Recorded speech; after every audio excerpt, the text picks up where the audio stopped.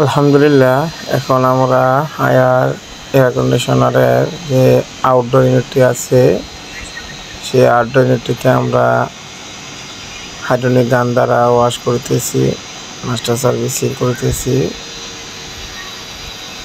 এটার যে কন্ডেন্সার আছে, হিটিং পাইপ কন্ডেন্সার ওয়াশ করা এবং ব্লোয়ার ব্লেডটাকে ওয়াশ করলেই হলো। মোটামুটি এখন আমরা যে ইনডোরটি আছে, ইনডোরটা সার্ভিসের পরে আমরা কিচেনগুলো ফিটিং করে নিতেছি।